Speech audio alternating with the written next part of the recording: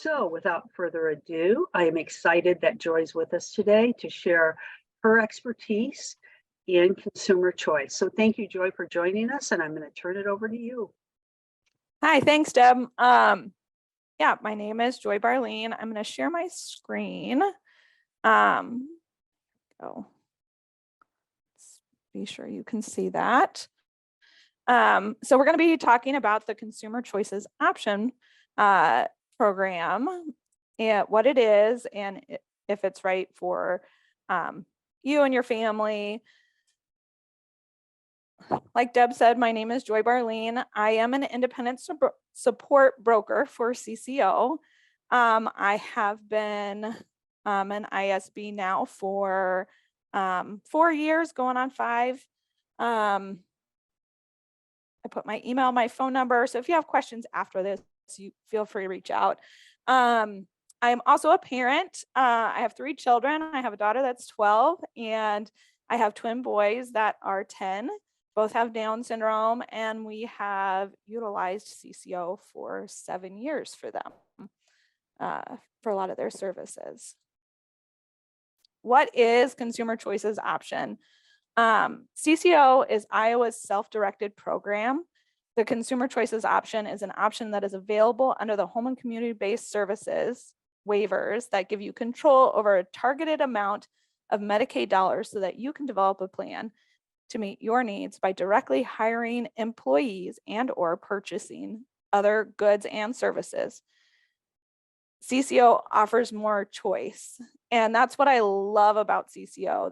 That word choice is key, and flexibility over your services as well as more responsibility. There is a bit more responsibility with CCO as an option. Self-directed, oftentimes, under CCO, you're a small business for your child. So all of the paperwork that you end up doing is to set up an individual business to do those services. So you are in charge of hiring and recruiting and training your own employees, as well as the paperwork side of it. Some questions to ask if CCO is right for you is, do you want more control over how waiver Medicaid dollars are spent on your needs? Do you want to be the employer of the people that provide support to you? Do you want to be responsible for recruiting, hiring, and firing your workers and service providers? Do you want to be responsible for training, managing, and supervising your workers and service providers? Do you want the flexibility to be able to purchase goods or services in order to meet your needs? And at the bottom of each of these slides, if I have taken this information, like I took this information directly from the Health and Human Services page for CCO.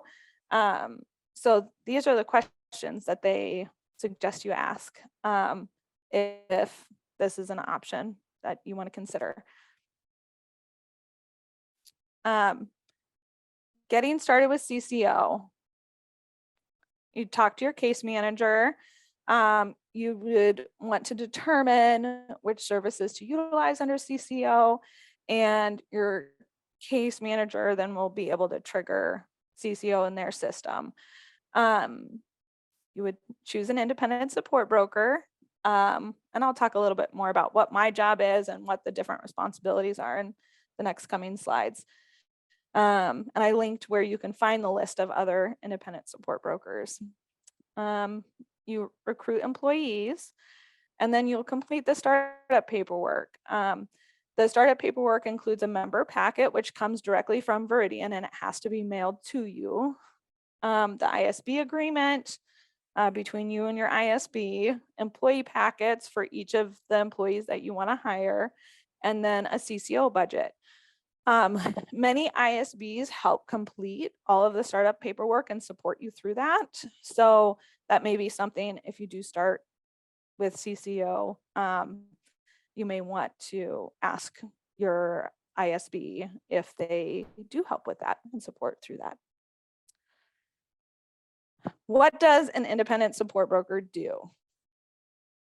It's a long title, and It really means for a broker, brokers sell goods and services. I'm independent. So independent, like we're not hired by an MCO or like we don't work for any of those entities. I actually work for each one of my clients individually. So I actually have 95 part-time jobs for all of the different clients that I have. So we're independent, and what we sell is our support. So support broker. Duties include, we work with the member to develop the CCO budget, support the member and employees to complete paperwork, liaison between the IME, MCO. IME is Iowa Medicaid Enterprise. Managed care organization is like a Mayor Group or Iowa Total Care, and Viridian Fiscal Solutions, which is the financial management service for CCO. So I know there's a lot of acronyms, so I just wanted to be sure and yeah, point that out. So liaison between those entities. So like if there's a budget issue or something is not correct, often I will contact the case manager for my members in order to help work out that problem. If it was an error on the budget, something that I need to correct, or if there was an error with authorizations. So often Viridian would help us figure out that there was an error, and then I help troubleshoot and figure out who needs to fix what. Sometimes it's me, sometimes it's a case manager, sometimes it's the member. Reviews monthly account statements from Viridian Fiscal Solutions and ensures they are accurate and complete. So every month I get a statement on the services that were utilized under CCO for each of my members. I do go through those and I do review those to look and see if there were mistakes or if there's incorrect information, or just to see how the members are utilizing things. Sometimes if they're not utilizing services, I'll reach out to say, hey, what's going on? Can I help? Are you needing help finding staff? So that's why we review those. And sometimes there are errors. So sometimes I can catch an error by reviewing those statements. And then we submit the budget and goes through the MCO if they have one, or it goes directly to Viridian if you're under fee for service. What are the roles of Viridian Fiscal Solutions? So Viridian Fiscal Solutions is the financial management service for CCO. They process all the paperwork. So we submit all the paperwork to them. They process the packets, background checks, and the payments. Packets include member packet, employee applications, which include the background check, vendor packets, ISB packet. They manage all employer taxes on behalf of the member, including W-2s and 1099s. They apply for workers' compensation on behalf of the member, and they provide electronic statements on the Viridian Fiscal Solutions website. So they are the bank that, you know, all of the finances run through. So what is the member employer responsibilities? So that would be the consumer, member, employer. Those are all terms that refer to the person receiving the services. The member is the employer and will manage or designate management of the following duties. They'll keep records and follow all relevant laws and regulations. Hiring, terminating employees, vendors, and ISBs. Approves employee schedule and hours submitted. Approving, monitoring, budget, including setting pay rates. Train employees. Notify Viridian Fiscal Solution of employees that quit or were terminated. Send vendor requests and or requests for reimbursement to Viridian Fiscal Solutions. Monitor balances. So that can seem overwhelming, but depending on how you utilize services now. Sometimes even with a traditional agency, you're doing a lot of the training and recruiting of employees, and so you're going to do a lot of those same responsibilities even under CCO. You will monitor balances, and you will want to try to stay within your budget. If you do go over your budget, you are responsible for that money to your employees. So that's one of the things that I like to point out to all new members, that it is important to stay within your budget so that you don't end up having to pay out of pocket for some of those services. And your ISB will support you through a lot of this. The rules and regulations, I stay up to date on a lot of those things. So does Viridian Fiscal Solutions and case management, so forth. What is the employee's responsibilities? Employees' responsibilities are the same under a traditional agency as well. You know, they've got to complete their employee packet when they get hired, responsible for entering hours online and submitting timesheets, documentation for services, and documentation for services. That again is up to the member, but you still have to meet the guidelines for what is required. We are excited. The state has been working on a training for CCO for documentation, because it's been kind of unclear what is actually required. So that should be coming out soon, and members will have access to that. So then we can have some clarity on what is required under the documentation, and your employees would have access to that as well. Arrive to work site on time and perform duties as assigned by employer. Communicate to Viridian Fiscal Solutions should there be an address change or a change in method of receiving payment. So pretty typical. Who can be an employee? Members have choice over who they hire for services. Here are some commonly asked questions when hiring employees. Can a family member be an employee? Yes, a family member can be an employee. Can a guardian parent be an employee? Yes, for members that are over 18. You would have to, if a guardian is a provider for a member over 18, they may lose respite services, and they can only be a provider for some of the services. It differs between waiver and what they can provide. They would need a different budget authority, so they need someone else to sign off on paperwork and whatnot, which is called a representative. And so there's some stipulations around that. If it's a brother or sister or cousin or aunt or uncle or grandpa or grandma, many of those can provide those services too. It just would be if the guardian or parent or the person that typically signs for that individual, if they have a guardian and can't sign for themselves, then we would need to designate someone else as a budget authority. How old does the employees have to be? 18 for most services, 16 for respite and CDAC. Oops, sorry. What if they have something on their background check? So every employee, there is a background check that is run. If a potential employee does have something come back on their background check, additional information will be requested and required before the employee is approved or denied. Doesn't necessarily mean that they will be denied.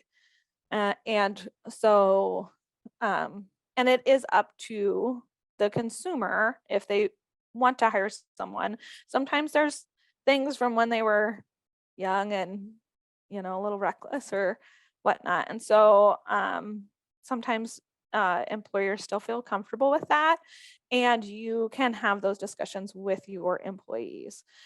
One One little side note I wanted to put on here, for employees that live with the member, the income from providing services may not be taxable. And this includes under CCO or if they work under an agency as well. So I did put the link here, and I know they will email this PowerPoint out to you, but this links to the IRS website. So if you do have a family member that is providing services, that will give you that tax information. What is the case manager's role in CCO? The case manager's role is the same as for traditional services. The case manager is who you should discuss services with and ask for services to be authorized through. They complete the care plan, which justifies the services. They are the point of contact for service authorizations and funding approval. They communicate with the ISB the budget details like number of units and total for the budget.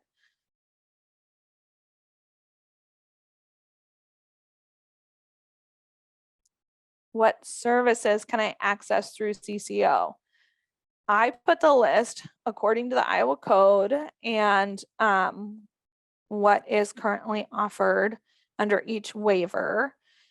So we have, and I'm not going to read them all, you'll get this information, but I'll leave this up for a minute. There are 7 health and disability waivers under Iowa. There's only one that you cannot utilize CCO for services, and that is the children's mental health waiver. So if you were under that waiver, CCO is not an option for you. But it is for the health and disability waiver, the intellectual disability waiver, our brain injury waiver, the physical disability waiver, the elderly waiver, the AIDS and HIV waiver. So those are the 6 that it is available for. And those are the services that are listed. What can I pay for these services? There are many variables that go into what you can pay for each service. So you will work with your ISB to determine pay rates and the limits within those pay rates. Often your ISB can give you, like if you're questioning whether CCO is right for you or not, often an ISB could give you kind of a ballpark, but until they have the authorizations for the budget, they can't for sure tell you what you can and can't pay for services. So be sure before you promise a pay rate to an employee, talk to your ISB. What does a CCO budget look like? We're going to go through a couple of sample budgets. The first one I'm going to go into more detail on so you understand all the different components, but it is easier to look at a budget and walk through it together with you so that you understand what impacts that budget. Our first budget that we're going to look at has 35 hours of respite. So that's 140 units. And 52 hours of supported community living, which is SCL, on the intellectual disability waiver. The budget total is $1,851.24. So one thing to note is that you have to get the number of hours out of your budget that are approved. So I just put, you'll notice on the information, Donald Duck and Mickey Mouse, like they're not real people. So this is a budget that I've actually changed all the names and stuff, but it has gone through, it's been approved, and it is a working budget for one of my members. So at the top, you'll find information for the member, their Medicaid number, member phone number. Viridian's listed as a financial management service, and your independent support broker would be listed with their information. If they have a representative or if the guardian is signing for them, then they would have their information listed here to let us know who the representative is or if the guardian is the one that would be signing. If there's no information here, then that would be that the member is signing for themselves. You have your total, your budget total right at the top. Then, oops, let's go back, sorry. Then we have Viridian's, the financial management service cost, which is $72.28, and that is the same every single month. And then the ISB cost, when you start up a budget, the ISB fee is often higher because it does take quite a bit of work for the member or for the ISB to support the member through. But this is just a typical monthly budget amount of 2 hours. So so that equates to $34.70 for the total ISB cost for the month. ISBs can be paid up to $17.35, and you can talk with them about how many hours. Sometimes, this one has 2 hours on it. Sometimes I charge 1. It just depends on what that member may need or what a good estimate is throughout the year. So the Viridian Fiscal Solutions and the ISB add up to $106.98. This number is important because this number has to come off of the top of your total, and you still have to get the number of units out of your budget. So that $106.98 for this budget impacts, when we've got 35 and 52, so that's 87 hours. That's a little over $1 an hour that budget is going to be impacted by those just monthly costs.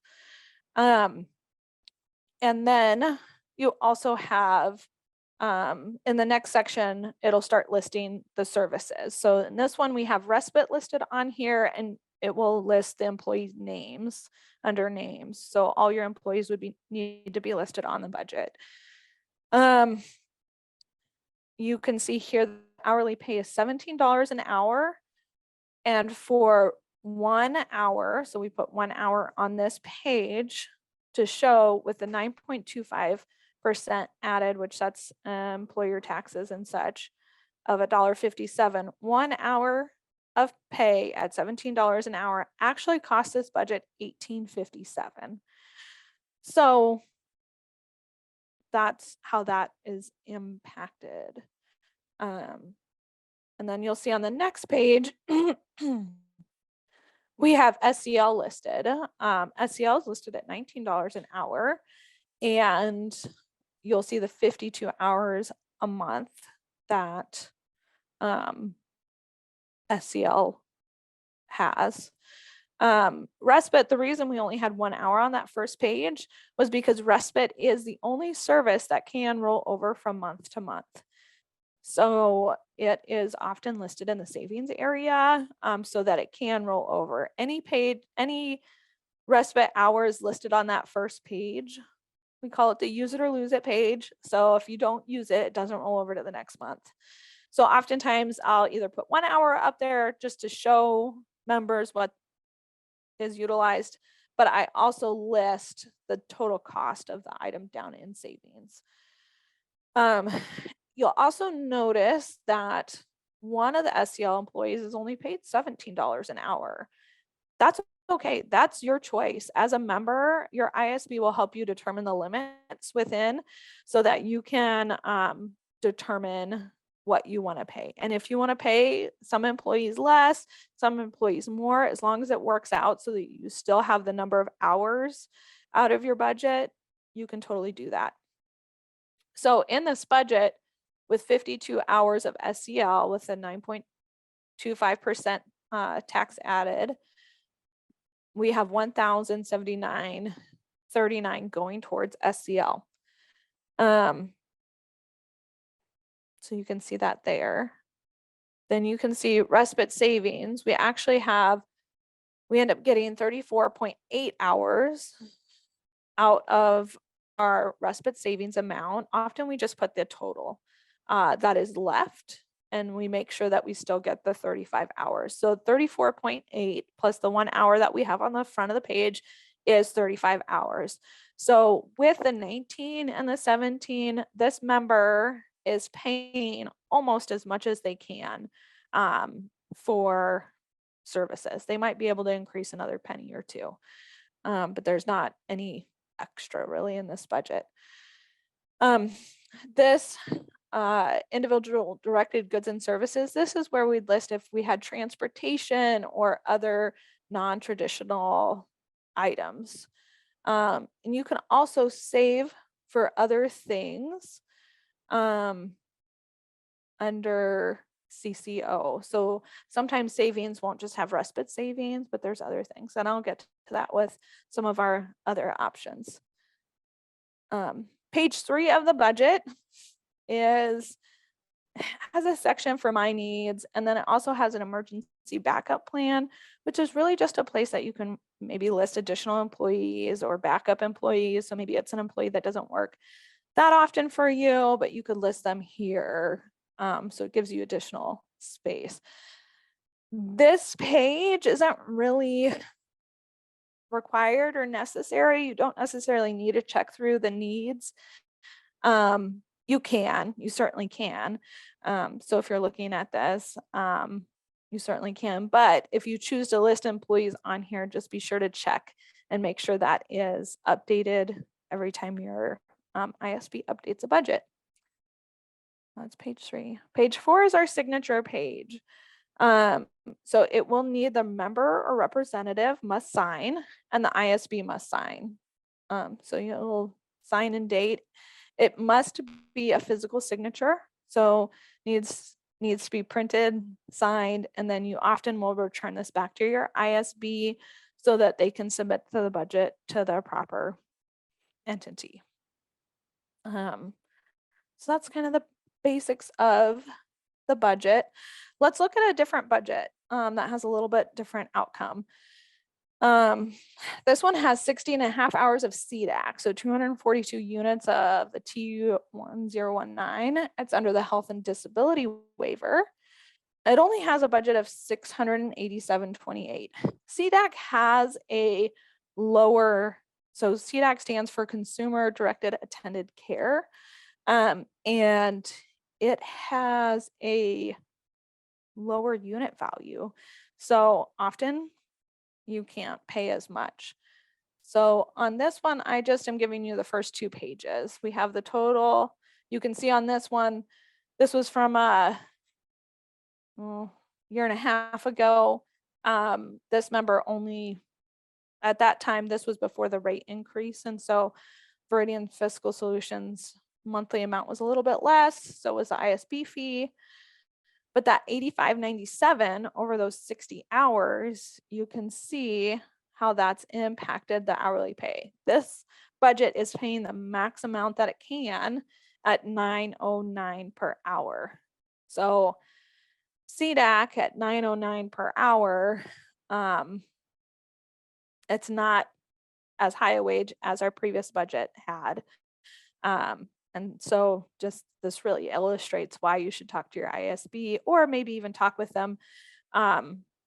Sometimes people utilizing CDAC under CCO is not the best option, but can certainly be done. So CDAC, and then there's nothing in respite savings. There's pretty much nothing on the second page, but I wanted to point out that at the bottom of the second page, you have your monthly available allowance, less total costs. So the monthly available allowance was $687.28 for this budget, and less the total costs, $686.78. So there's 50 cents left. Often, as an ISB, I try to make sure that we utilize as much of the budget as we can, but it's up to members' choice. You could pay less and there could be more left over, or you could get a few extra hours out of it if you wanted to pay less. But that will give you like your little balance. That just goes basically back to the state. It's not utilized in your monthly budget, that 50 cents. Okay, let's look at, this is a large budget. It has 23 days of day hab and 434 hours of supported community living. Total budget for this one is $11,267.94. And so this this one, the ISB has 2.5 hours in, so their total is 115.66. But with 434 hours plus another 23 days of day hub, there are a lot of units to spread that monthly cost over. So it hardly impacts the cost. A day of day hub you'll see is noted as 4.25 to 8 hours. We can break it down into hours on the budget, but this one just has it broken down into days. So 1 unit or 1 hour is what they would charge, would be $54.49. And then SCL, you can see it is $20.85 an hour. So this one's is able to pay a little bit more. So that's a 434 hours. And you'll see that there's only 19 cents as a balance that's not being utilized in this budget. So you can see how you can, it really depends on your budget and to answer the question, what you can pay for these services. Budget 4, I wanted to show you one that had some non-traditional services in it. So this one has 100 hours of respite, 80 hours of SEL, 200 miles for transportation. And there are some other things in the budget that I wanted to show you. And it's one of the reasons that I love CCO. So you'll see this member has $3,923.60 per month. The ISB is only charging 1 hour in this case, and there's $89.63 going of those monthly costs of overhead. I do want to note that the state has been talking about and looking at taking the ISB fee and Viridian's fee out of trying to figure out how to take it out so that it doesn't impact wages. They haven't gotten there yet, but they are working on that. That has been a discussion. Okay, so you'll see they've got respite. Their employees are paying $17 an hour for respite. Oh, let's see if I can get to the next one. Page 2. Okay, here we go. So $18 an hour for SCL. Then they've got some of these other things. So one of the reasons that sometimes you want to leave some room in your budget, if you can, is because you can use it for other goods and services or things that are related to those services. This one has an urban air membership and a parent membership so that the staff can attend. So there's $15.89 and $4.23 going towards that, and that's listed here. Some people utilize it for a gym membership or skating lessons or equestrian therapy or there's a variety of things. There are some rules, and those are listed in the Iowa Code for things that you cannot use that for. But there are a wide variety of things that you could. So the urban air membership is on this one. You'll see that transportation is listed. Transportation, you have to list employee names. So there's like 3 lines of transportation here because you have to list all 10 employees or whatever that might provide that transportation. You'll see under respite that they actually have 105.92 hours. There's only 100 hours approved. So this budget, they're paying less for respite, but they're getting more hours than are approved out of the budget, which is totally okay. You can do that. It also leaves room for other things. And then this one, this SEL goal related activities. This is a general one that I've just started suggesting to some of my members, and I've utilized as well for my own kids, where we've designated some funds towards things that support those goals. So if they have an exercise goal, maybe a gym membership, or going to some place that would get them active, or like swim team or something, but instead of changing the budget monthly, we have kind of given a general goal-related activities. It does, for me, we are under fee for service, so anything that we turn in underneath this still needs to be approved. And we just kind of justify it that way. So you can use funds to accomplish goal-related activities. I do want to note that respite funds, you really have to utilize them for respite. But if it's something like a camp or something that's going to take responsibility of that individual and give that parent some respite, then you could certainly justify that. Also, one of the reasons that we put this down here in the savings is so that it can accumulate from month to month for fee for or for members under a managed care organization like AmeriGroup or Iowa Total Care. Your savings accumulates along your plan year. So it does reset at the start of your next plan year. So that's something to know. Under fee for service, it runs your calendar year. So January 1 to December 31. So just good to know. Your ISB or your case manager should let you know if there's things in savings. So I just wanted to point that out. Okay, we are. Well, Joy, we to do have lots of questions. We do. I'm sure. And I'm going to turn it over to Alicia because she's been monitoring them, because I good. want to make sure they're going to benefit everybody because they're specific. And then, so we'll start with the ones that are general, and then we'll go from there to see how much time left. Okay, Alicia, I'm going to turn it over to you. All right. Hi, Joy. I'm going to start up towards the top. There was a request for the IRS link to go in the chat, but I did share, and I'm not sure I shared with the whole group. So I want to reiterate that the PowerPoint will be sent out. And I believe, Joy, that you had that linked. So you will definitely get that. One of the questions is, can you please speak to two things that CCO would pay for that most people don't know about? So I think that, I mean, even the urban air thing was a good example. Yeah. And so, I mean, swim lessons, I've had some people utilize it for like a gym membership, skating lessons. Yeah, there's a variety. Science Center and Zoo Pass. So especially if you have supported community living in your budget, things that get them out and about in the community and that they can work on some of those skills, those would be things that you could for sure put in your budget. If it's just respite in your budget, you know, things that provide respite, you know, whether that's another camp or a class. Courage League is one that's been in the budget a lot as well. So, you know, if there's something that you're thinking about, I just recently put in a safety tracker for an individual, and that was approved and has gone through.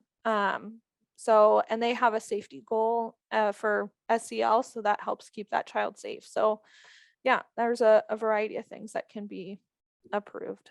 Great ideas. Thank you, Joy. Would you encourage people to just communicate, obviously, with their case manager and their ISB to kind of explore those options for the child? Yep, you'd still want something written into the care plan. Like I remember years ago, we used it for swim lessons for our boys. And so we made sure that under our safety goal that we talked about, water safety was one of the things that was under there to justify using it for swim lessons. So yeah, you'd want to talk with your case manager and you'd want to talk with your ISB to see if there is room in your budget. If you're paying the max amount that you can for those services, you may not have room left in your budget for additional things. Okay, can I clarify on that point, Joy, for those types of services that you mentioned, you know, such as a zoo pass or swim lessons, that has to be written into the care plan under either SCL or respite, and it cannot be a parent providing that, correct? It would have to be a respite provider or somebody who's hired to provide SCL that's taking the child to those activities, correct? Sure. Yeah, I think that's a little gray area. because sometimes depending on the situation, like I've got several members that have multiple children with disabilities. So they've applied for the family membership for a science center and zoo pass, and they split it between their 2 or 3 kids, but they also get the plus membership so that their staff can go along with them. But it wouldn't be limited to, if it's under a family pass, then the family could go too. So, I mean, that's one of those things that it's a little like, it's to benefit that member, right? But then if it's a Sure. family pass, the family certainly could go as well. So I don't know that they would limit it to just only the SCL staff, Okay, if that thank makes you. sense. Another question we have is there any way or any suggestions you have to identify great independent support brokers? This person indicated that they have the link, they just don't know who is great to work with. And I did share, I think that case managers are not supposed to share out like who they would recommend. Is that correct? Sometimes I'll give a few names of individuals that they've worked with. I do think it is important to kind of identify what kind of support you need. If you want in-person support, you'll notice on the website that there are a lot of ISBs that are listed in every single county because they just list the name, email address, phone number. A lot of the work that we do can be done, what's the right word, virtually, or just by email, phone, and whatnot. But some members do need in-person support. So if you do need in-person support or you want in-person support, you would want to find out if they're local to you. And then you'd want to ask, do they help with the startup paperwork? Do they bill monthly? How many hours do they bill? And kind of what services they provide? Because some don't help with that startup paperwork and some do. So those would be some good questions to ask. You can always change ISBs too. If you are unhappy with the services that you're getting, that happens on occasion. So yeah, it's definitely a choice. Thank you. I'm going to jump down to a question that kind of piggybacks off of what we were just discussing. If a park pass or SCL goal related activity is put into the savings budget, how are those items paid for? Do you need to submit receipts for reimbursement after the fact? Yes, so there is a non-payroll reimbursement form. So as long as that's been approved and that budget's been approved and it's on your budget, you don't want to purchase it before it's on your budget. So if it's on your budget for a February start date, then you don't want to purchase in January. You would want to wait until February. If it's something that you need to save for, so you want to put some money towards it, but maybe you only have like $12 in your budget extra. And so you want to save for a year for that membership or something, as long as it's like within your plan year. You could do that. You could put it into savings so that it would roll over. It doesn't necessarily have to be listed in savings. It's just, if it's down there, then that gives you the option for it to roll over to the next month or be available in the following months. And then Viridian, so you turn in that non-payroll reimbursement form and they will send you a check to reimburse you for it. Okay, thank you. Another question references budgets are monthly. And so does that create problems when you need fewer services during the school year and more during the summer? It can. It just depends. I would say, a lot of times it's easy to set a monthly budget and just forget about it, because you only have to turn in a new budget if the services change or an employee changes. So if everything is the same as it was for January, we don't need to turn in a February budget. So sometimes but it is consumer choice. So it is made to be flexible so that if you need to increase those services for summer, and I did that for a number of years with my kids, especially in their early, like when they were in preschool and stuff, and we needed quite a few more hours in the summer. And in their early elementary days, I would adjust it. I'd be like, okay, we need 50 hours of respite for June, July, and August, and then we can reduce it down to 20 hours. Under the intellectual disability waiver, you have to stay under a yearly amount. Most of the waivers for respite that offer respite, it's a monthly amount anyway. I would just make sure if you're going to change the budget significantly for summer, like increase services for summer and then decrease, make sure that you base your pay rate off of the decreased budget. I would hate for you to have to decrease your pay rate, after you've had staff work for you for the summer, and then, you go down to 20 hours of SCL instead of 52 or something, and then have to decrease their pay rate. So just take that in mind when you're adjusting services right now, because the pay rate is impacted. Okay, thank you. On that note, how can you speak more to how respite savings work? As I understand it, it is the responsibility of the ISB or the case manager to let the member know when it will be lost. Is that correct? Yes, I mean, when I develop a plan and we put funds into savings, I try to ask the member, do you know when your plan year is? And if they do, I just remind them that is when the savings ends. The case manager should bring it up at your yearly meeting when they're doing the yearly assessments and such. They usually touch base with you, and a new budget is often required. If I know, excuse me, if I know that a new budget is being required for that new plan year, I will point that out to the member that they will lose, or, whatever is left at the end of, like, if it starts in February, and whatever's left at the end of January would go back to the state. Okay, thank you. Can CCO be used in combination with traditional services? In this example, her child requires 24-hour care. Yes, of course. So yes, you could have some services over here under CCO. You could have, some people need more skilled services like nursing services and whatnot. So you'd have nursing over here under traditional services. So yes, it can be used in combination, just like agency services can be. Okay, I'm trying to field. We've got lots more questions coming in. With the DSP shortage, would you encourage parents of adult children to become CCO employees, and what would be the pros and cons of doing that?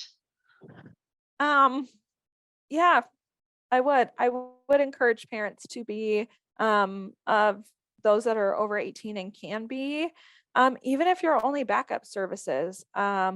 We have a lot of parents that have lost their job or had to step away from their job or retired early so that they could continue to provide the care for their adult child with a disability.